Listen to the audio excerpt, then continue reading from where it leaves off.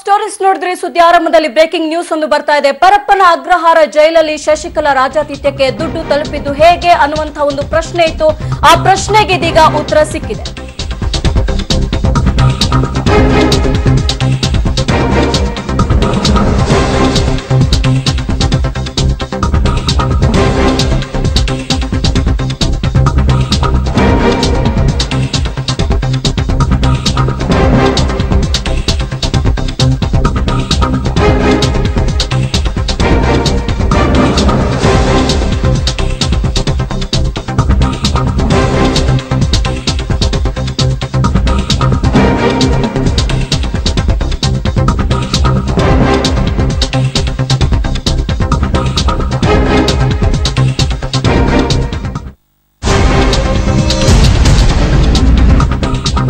ಪರಪ್ಪನ ಅಗ್ರಹಾರ ಜೈಲಲ್ಲಿ ನಡೆದ 2 ಕೋಟಿ ಡೀಲ್ ಪ್ರಕರಣಕ್ಕೆ ಸಂಬಂಧಪಟ್ಟ ಹಾಗೆ ದಿನೇ ದಿನೇ ಸುದ್ದಿ ಬರ್ತಾನೆ ಇದೆ. ಪರಪ್ಪನ ಅಗ್ರಹಾರ ಜೈಲಲ್ಲಿರುವಂತಹ ಶಶಿಕಲಾ ಅವರ ರಾಜಾತಿಥ್ಯಕ್ಕೆ ದುಡ್ಡು ತಲುಪಿತು ಹೇಗೆ ಅನ್ನುವಂತಹ ಪ್ರಶ್ನೆಗೆ ಇದೀಗ ಉತ್ತರ ಸಿಕ್ಕಿದೆ. 2 ಕೋಟಿ ಹಣವನ್ನ ಜೈಲಿನ ಅಧಿಕಾರಿಗಳಿಗೆ ಹೇಗೆ ವ್ಯವಸ್ಥೆ ಮಾಡಲಾಯಿತು, ಕೇವಲ 2 ದಿನದಲ್ಲಿ ಪರಪ್ಪನ ಅಗ್ರಹಾರ ಜೈಲಿನ ಅಧಿಕಾರಿಗಳಿಗೆ ಹಣ ತಲುಪಿತು ಹೇಗೆ ಮತ್ತು ಯಾರಿಂದ ತಲುಪಿದೆ ಅನ್ನೋದಕ್ಕೆ ನಿಮ್ಮ ಪಬ್ಲಿಕ್ ಟಿವಿ ಬಳಿ ಇದೆ 2 ಕೋಟಿ ಡೀಲ್ ನ ಕಂಪ್ಲೀಟ್ ಡೀಟೇಲ್ಸ್. ಒಟ್ಟಾರೆ ಪರಪ್ಪನ ಅಗ್ರಹಾರ ಜೈಲಲ್ಲಿರುವಂತಹ ಶಶಿಕಲಾ ರಾಜಾತಿಥ್ಯಕ್ಕೆ ದುಡ್ಡು ಯಾರಿಂದ ತಲುಪಿತು, ಹೇಗೆ ತಲುಪಿತು ಮತ್ತೆ ಯಾರ ಮೂಲಕ ತಲುಪಿತು, ಈ ದುಡ್ಡಿಗೆ ಹಿಂದಿರುವಂತಹ ಮಾಸ್ಟರ್ ಮೈಂಡ್ ಅಂದ್ರೆ ಪರಪ್ಪನ ಅಗ್ರಹಾರಕ್ಕೆ ದುಡ್ಡು ತಲುಪೋಕೆ ಹಿಂದೆ ಇದ್ದಂತ ಮಾಸ್ಟರ್ ಮೈಂಡ್ ಯಾರು ದುಡ್ಡು ಕೊಟ್ರು ಅನ್ನೋದಕ್ಕೆ ಕಂಪ್ಲೀಟ್ ಡೀಟೇಲ್ಸ್ ನಿಮ್ಮ ಪಬ್ಲಿಕ್ ಟಿವಿ ಬಿಚ್ಚಿಡುತ್ತೆ.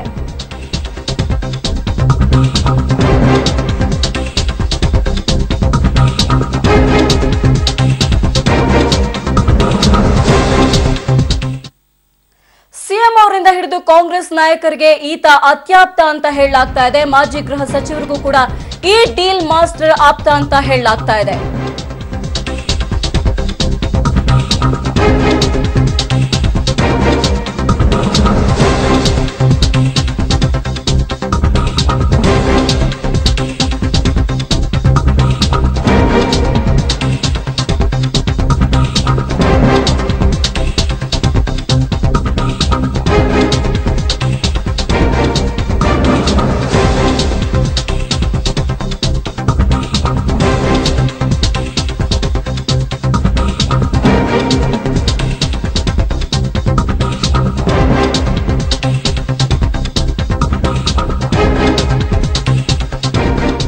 ಈ ಹಿಂದೆ ಕಾಂಗ್ರೆಸ್ ಪ್ರಭಾವಿ ನಾಯಕರ ಕೈವಾಡ ಇದೆ ಅಂತ ಹೇಳಲಾಗ್ತಾ ಇತ್ತು 2 ಕೋಟಿ ಡೀಲ್ ಪ್ರಕರಣದಲ್ಲಿ. ಇದಕ್ಕೆ ಸಂಬಂಧಪಟ್ಟ ಹಾಗೆ ಈ ಡೀಲ್ ಮಾಸ್ಟರ್ ಸಿಎಂ ಅವರಿಂದ ಹಿಡಿದು ಕಾಂಗ್ರೆಸ್ ನಾಯಕರಿಗೆ ಅತಿ ಆಪ್ತ ಅಂತ ಹೇಳಲಾಗ್ತಾ ಇದೆ.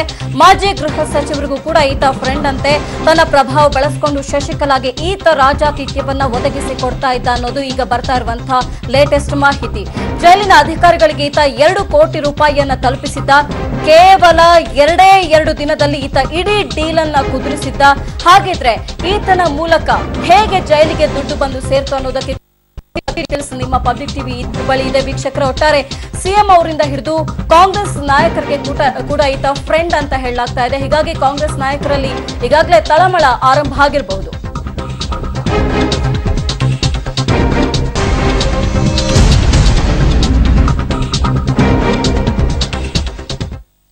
ಇನ್ನು ಶಶಿಕಲಾ ರಾಜಾತಿಥ್ಯ ಪ್ರಕರಣಕ್ಕೆ ಹೊಸ ಟ್ವಿಸ್ಟ್ ಸಿಗ್ತಾ ಇರೋದು ಈ ಮೂಲಕ ಸ್ಪಷ್ಟ ಆಗ್ತಾ ಇದೆ. ಪೊಲೀಸರ ವಿಚಾರಣೆ ವೇಳೆ ಆಸ್ಟ್ರೇಲಿಯಾ ಪ್ರಕಾಶ್ ಅನ್ನೋನು ಈಗಾಗಲೇ ತಪ್ಪೊಪ್ಪಿಕೊಂಡಿದ್ದಾನೆ ಅನ್ನೋ ಮಾಹಿತಿ ಕೂಡ ಲಭ್ಯ ಆಗ್ತಾ ಇದೆ.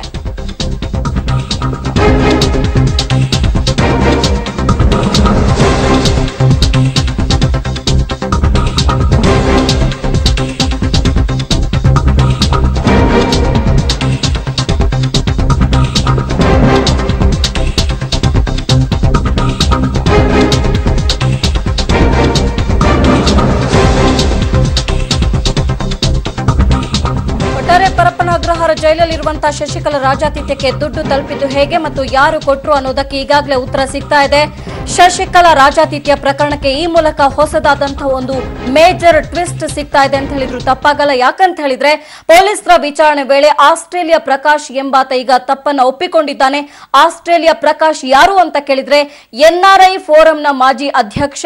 ಈತ ಪೊಲೀಸರ ವಿಚಾರಣೆ ಟೈಮ್ ಅಲ್ಲಿ ತಪ್ಪನ್ನು ಒಪ್ಪಿಕೊಂಡಿದ್ದಾನೆ. ತಾನೇ ಈ ಒಂದು ಡೀಲ್ ಅನ್ನ ಕುದುರಿಸಿದ್ದೆ, ನಾನೇ 2 ಕೋಟಿ ಕೊಟ್ಟಿದ್ದೆ, ಜೈಲಿನ ಅಧಿಕಾರಿಗಳಿಗೆ ನಾನೇ ತಲುಪಿಸಿದ್ದೆ ಅನ್ನುವಂತಹ ಒಂದು ತಪ್ಪನ್ನ ಈತ ಒಪ್ಪಿಕೊಂಡಿರೋದ್ರಿಂದ ಇಡೀ ಪ್ರಕರಣಕ್ಕೆ ಮೇಜರ್ ಟ್ವಿಸ್ಟ್ ಇದೀಗ ಸಿಗ್ತಾ ಇದೆ.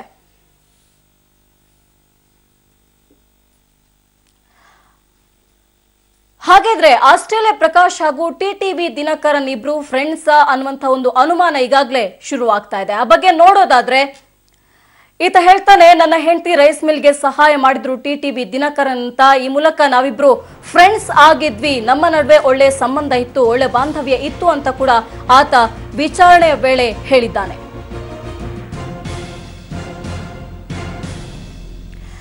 ದಿನಕರನ್ ಮತ್ತು ಪ್ರಕಾಶ್ ಇಬ್ರು ಸ್ನೇಹಿತರ ಅಂತ ನೀವು ಕೇಳ್ಬೋದು. ಇವರು ರೈಸ್ ಮಿಲ್ಗೆ, ನನ್ನ ಹೆಂಡತಿಯ ರೈಸ್ ಮಿಲ್ಗೆ ಸಹಾಯವನ್ನ ಮಾಡಿದ್ರು ದಿನಕರನ್ ಅವರು. ಹೀಗಾಗಿ ನಮ್ಮಿಬ್ಬರ ನಡುವೆ ಒಂದು ಫ್ರೆಂಡ್ಶಿಪ್ ಬೆಳೆದಿತ್ತು. ಇದೇ ಈ ಒಂದು ಪ್ರಕರಣಕ್ಕೆ ಮೇಜರ್ ಟ್ವಿಸ್ಟ್ ಅಂತ ಹೇಳಿ ಅನಿಸ್ತಾ ಇದೆ. ಟಿಟಿವಿ ದಿನಕರನ್ ಆಪ್ತನ ಹೆಸರು ಮಲ್ಲಿಕಾರ್ಜುನ್. ಬಹುಶಃ ಮಲ್ಲಿಕಾರ್ಜುನ್ ಮತ್ತು ಈ ಆಸ್ಟ್ರೇಲಿಯಾ ಪ್ರಕಾಶ್ಗೂ ಒಳ್ಳೆ ಸಂಬಂಧ ಇದ್ದಿರಬಹುದು, ಒಳ್ಳೆ ಬಾಂಧವ್ಯ ಇದ್ದಿರಬಹುದು.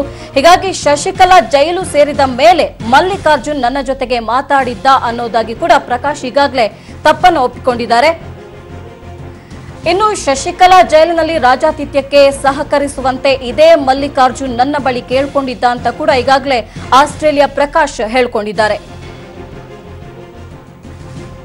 ಇನ್ನು ನನಗೆ ಜೈಲಿನಲ್ಲಿ ಇರುವಂತಹ ಅಧಿಕಾರಿಗಳು ಪರಿಚಯವಾಗಿದ್ದ ಅಂತ ಕೂಡ ಈಗಾಗಲೇ ಮಲ್ಲಿಕಾರ್ಜುನ್ ಹೇಳಿದ್ದಾನೆ. ಜೊತೆಗೆ ಆಸ್ಟ್ರೇಲಿಯಾ ಪ್ರಕಾಶ್ ಕೂಡ ಅದನ್ನೇ ಹೇಳಿರೋದು, ನನಗೆ ಜೈಲಧಿಕಾರಿಗಳು ಪರಿಚಯ ಆಗಿದ್ರಿಂದ ಈ ಒಂದು ಮನವಿಯನ್ನ ಸಲ್ಲಿಸಿದೆ ಅಂತ ಹೇಳಿದ್ದಾರೆ.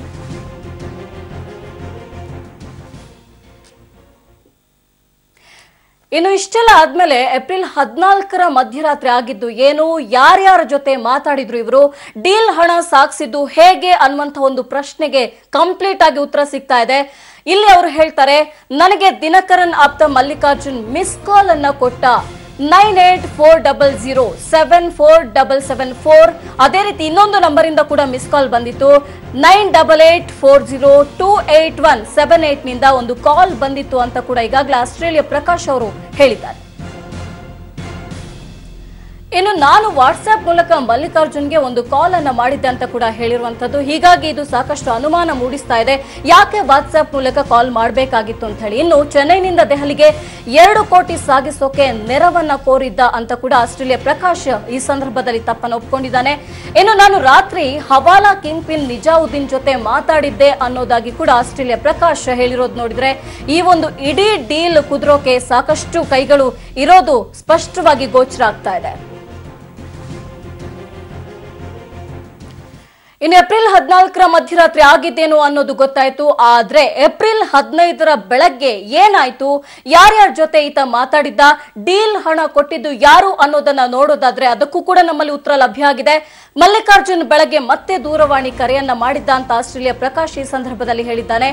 ಜೊತೆಗೆ ಬೆಳಗ್ಗೆ 9:30 ಹೊತ್ತಿಗೆ ನಾನು ನಿಜಾವುದ್ದೀನ್ ಜೊತೆಗೆ ನೇರವಾಗಿ ಮಾತಾಡಿದ್ದೆ. ಹವಾಲಾ ಹಣವನ್ನ ಯಾರು ಸಪ್ಲೈ ಮಾಡ್ತಾನೆ ಆತನ ಜೊತೆ, ಹವಾಲಾ ಕಿಂಗ್ ಪಿನ್ ಜೊತೆ ನಾನು ಮಾತಾಡಿದ್ದೆ ಅಂತ ಹೇಳಿದ್ದಾರೆ. ಇನ್ನು 98847778 ಸಂಖ್ಯೆಗೆ ಕಾಲ್ ಅನ್ನ ಮಾಡಿ ಮಾತಾಡಿದ್ದೆ. ಹಣ ವ್ಯವಸ್ಥೆ ಬಗ್ಗೆ ನಾನು ಆಪ್ತ ಸಹಾಯಕಿ ಸಬಿತಾ ಜೊತೆ ಸಾಕಷ್ಟು ಚರ್ಚೆಯನ್ನ ಕೂಡ ಈತ ಹೇಳಿದ್ದಾನೆ. ಇನ್ನು 2 ಕೋಟಿ ಹಣದ ವ್ಯವಸ್ಥೆ ಮಾಡೋಕೆ ಆಕೆಯ ಬಳಿ ಸೂಚನೆಯನ್ನ ಕೊಟ್ಟಿದ್ದೆ. ಸಂಜೆ ಹೊತ್ತಿಗೆ ನಿಜಾವುದ್ದೀನ್ ಕೈ ಹಣ ಸೇರಿತ್ತು ಅಂತ ಕೂಡ ಈಗಾಗಲೇ ಆಸ್ಟ್ರೇಲಿಯಾ ಪ್ರಕಾಶ್ ಹೇಳಿದ್ದಾನೆ.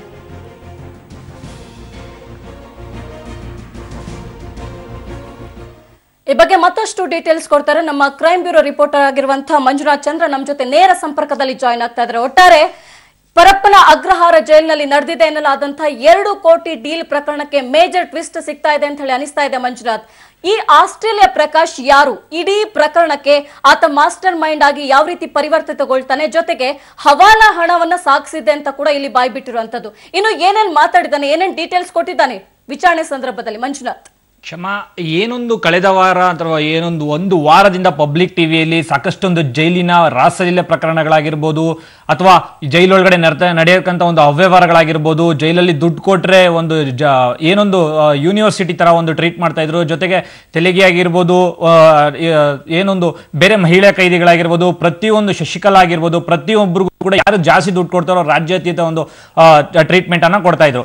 ಏನೊಂದು ವಾರದಿಂದ ಎಲ್ಲಾ ಒಂದು ಖಾಸಗಿ ಚಾನೆಲ್ಗಳಾಗಿರ್ಬೋದು, ಪಬ್ಲಿಕ್ ಟಿವಿಯಲ್ಲಿ ಆಗಿರ್ಬೋದು ಏನೊಂದು ವಿಸ್ತಾರವಾಗಿ ಬಿಡ್ತಾ ಇತ್ತು. ಎಲ್ಲರಿಗೂ ಕೂಡ ಒಂದೇ ಪ್ರಶ್ನೆ ಕಾಡ್ತಾ ಇದೆ, ಏನಂದ್ರೆ 2 ಕೋಟಿ ಯಾರು ಕೊಟ್ಟಿದ್ದು, ಶಶಿಕಲಾಗೆ ಒಂದು ಒಳ್ಳೆ ಟ್ರೀಟ್ಮೆಂಟ್ ಅನ್ನ ಕೊಡಬೇಕು, ಒಂದು ಅಡಿಗೆ ಮನೆಯನ್ನ ಕೊಡಬೇಕು, ಒಂದು ಸಪರೇಟ್ 4 ಕೋಣೆಗಳನ್ನ ಕೊಡಬೇಕು ಅನ್ನೋದಕ್ಕೋಸ್ಕರ ಕೋರ್ಟ್ ಆರ್ಡರ್ ಇಲ್ದೇನೆ ಒಂದು 2 ಕೋಟಿಯನ್ನ ಡೀಲ್ ಮಾಡಿದ್ದವ್ರು ಯಾರು ಅನ್ನೋದು ಎಲ್ಲರಿಗೂ ಕೂಡ ಕುತೂಹಲ ಆಯ್ತು. ಆದ್ರೆ ಇದಕ್ಕೆಲ್ಲವೂ ಕೂಡ ನಿನ್ನೆ ಏನೊಂದು ಪಬ್ಲಿಕ್ ಟಿವಿ ಒಂದು ರಹಸ್ಯ ಕಾರ್ಯಾಚರಣೆ ಒಂದು ಮಾಡಿದೆ, ಜೊತೆಗೆ ಎಲ್ಲ ಒಂದು ಸೆಗ್ಮೆಂಟ್ ಅನ್ನ ತಗೊಂಡಿದ್ದಾರೆ. ಈಗ ಒಂದು ಹೊಸ ಟ್ವಿಸ್ಟ್ ಅನ್ನು ಸಿಕ್ಕಿದೆ. ಏನಂತ ಹೇಳಿದ್ರೆ ಇದ್ರ ಹಿಂದೆ ಒಂದು ಮಾಜಿ ಏನೊಂದು ಗೃಹ ಸಚಿವರಿದ್ರು ಪರಮೇಶ್ವರ್ ಅವರ ಆಪ್ತ, ಅವರು ಮಾಡಿರ್ತಕ್ಕಂಥ ಒಂದು ಏನೊಂದು ಆಸ್ಟ್ರೇಲಿಯಾ ಪ್ರಕಾಶ್ ಅಂತ ಏನಿದ್ದಾರೆ ಅವರ ಮುಖಾಂತರ ಹಣ ಒಂದು ಕರ್ನಾಟಕಕ್ಕೆ ರವಾನೆ ಆಗಿದೆ. ಈತ ಡೆಲ್ಲಿಯಲ್ಲಿ ಇರೋದು NRI ಫೋರಮಿನ ಒಂದು ಅಧ್ಯಕ್ಷರಾಗಿದ್ರು ಕೂಡ ಅನ್ನೋದು ಕೂಡ ಮಾಹಿತಿ ಲಭ್ಯವಾಗ್ತದೆ. ಜೊತೆಗೆ ಈ ಏನು ಆಸ್ಟ್ರೇಲಿಯಾ ಪ್ರಕಾಶ್ ಇದ್ದಾರೆ ಸಾಕಷ್ಟು ಒಂದು ಕಾಂಟ್ಯಾಕ್ಟ್ಸ್ ಅನ್ನ ಒಂದು ಜೈಲ್ ಅಧಿಕಾರಿಗಳೊಂದಿಗೆ ಸಂಪರ್ಕವನ್ನ ಬೆಳೆಸ್ಕೊಂಡಿದ್ರು.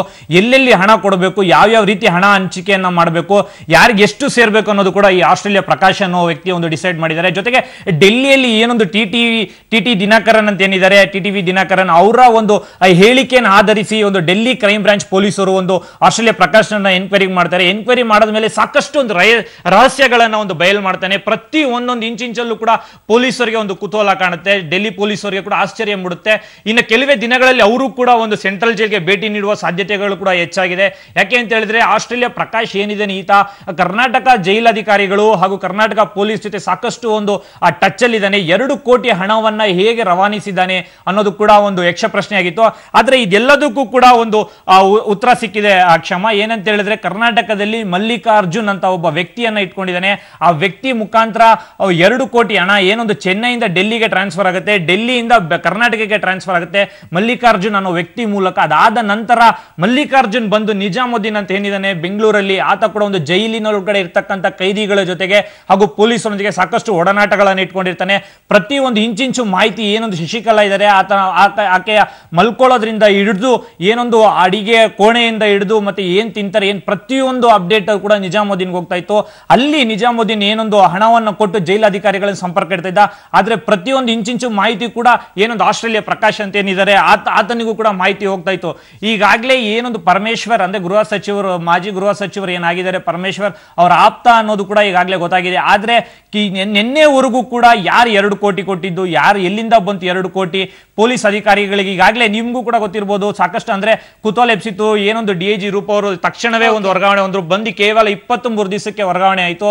ಜೊತೆಗೆ ಕೃಷ್ಣ ಕುಮಾರ್ ಕೂಡ ವರ್ಗಾವಣೆ ಆದ್ರು. ಡಾಕ್ಟರ್ ಅನಿತಾ ಕೇವಲ ಆಗಿ ಏನೊಂದು ಜೈಲ ಅಧೀಕ್ಷಿಕೆಯಾಗಿ ಸೂಪರ್ಡೆಂಟ್ ಆಗಿದ್ರು, ಅವ್ರನ್ನೂ ಕೂಡ ವರ್ಗಾವಣೆ ಮಾಡಲಾಗ್ತದೆ. ಯಾಕೆ ಕರ್ನಾಟಕ ಸರ್ಕಾರ ಈ ತರ ಮಾಡ್ತಾ ಇದೆ ಅನ್ನೋದು ಕೂಡ ಒಂದು ಯಕ್ಷ ಪ್ರಶ್ನೆ ಆಗಿದೆ. ಆದ್ರೆ ಈಗ ಏನೊಂದು ಪಬ್ಲಿಕ್ ಟಿವಿ ವರದಿ ಬಿತ್ತರಿಸ್ತಾ ಇದೆ ಎಲ್ಲದಕ್ಕೂ ಕೂಡ ಒಂದು ಕಂಪ್ಲೀಟ್ ಆಗಿ ಒಂದು ಸ್ಟೋರಿ ತರ ಹೇಳ್ತಾರೆ. ಯಾಕೆ ಅಂತ ಹೇಳಿದ್ರೆ ಆ 2 ಕೋಟಿ ಚೆನ್ನೈಯಿಂದ ಡೆಲ್ಲಿಯಿಂದ ಒಂದು ಬೆಂಗಳೂರಿಗೆ ರವಾನೆ ಆಗಿದೆ. ಆ 2 ಕೋಟಿ ಯಾವ ಅಧಿಕಾರಿಗೆ ಕೊಟ್ಟಿದ್ದಾರೆ ಅನ್ನೋದು ಕೂಡ ಇನ್ನು ಕೆಲವೇ ದಿನಗಳಲ್ಲಿ ನಾವು ಪಬ್ಲಿಕ್ ಟಿವಿ ಮುಂದೆ ಇಡ್ತೀವಿ. ಆ 2 ಕೋಟಿ ಯಾವ ಅಧಿಕಾರಿ ಈಸ್ಕೊಂಡಿದ್ದಾರೆ ಅನ್ನೋದು ಕೂಡ, ಯಾಕೆಂದ್ರೆ ರೂಪ ಅವರ ಕಂಪ್ಲೀಟ್ ಸ್ಟೇಟ್ಮೆಂಟ್ ಅಲ್ಲಿ ಒಂದು ಪ್ರಸ್ತಾವನೆ ಇಟ್ಟಿದ್ರು. ನಾನು ರಿಟರ್ನ್ ಸ್ಟೇಟ್ಮೆಂಟ್ ಅಲ್ಲಿ ಕೂಡ ಒಂದು ಏನೊಂದು ಸತ್ಯನಾರಾಯಣ ರಾವ್ ಇದ್ದಾರೆ ಅವ್ರಿಗೂ ಕೂಡ ನಾವು ಕಂಪ್ಲೀಟ್ ಆಗಿ ಕೊಟ್ಟಿದ್ದೀವಿ ಡೀಟೇಲ್ಸ್. ಈ ಹಿನ್ನೆಲೆಯಲ್ಲಿ ನಾವು ಒಂದು ಆಕ್ಷನ್ ತಗೊಂಡಿದೀವಿ ಅಂತ ಹೇಳಿದ್ರು. ಇನ್ನು ಕೆಲವೇ ದಿನಗಳಲ್ಲಿ ಅದನ್ನು ಕೂಡ ನಾವು ಬಯಲ್ಗೆಳಿತೀವಿ ಅನ್ನೋ ಸಾಧ್ಯತೆಗಳು ಹೆಚ್ಚಾಗಿದೆ ಕ್ಷಮ. ಓಕೆ, ಈ ಪ್ರಕರಣ ಯಾವ ರೀತಿ ಮುಂದೆ ಟ್ವಿಸ್ಟ್ ಅನ್ನ ಪಡ್ಕೊಳ್ಳುತ್ತೆ, let's wait and see. Manjunath, ಧನ್ಯವಾದ ನಿಮ್ಮೆಲ್ಲ ಮಾಹಿತಿ.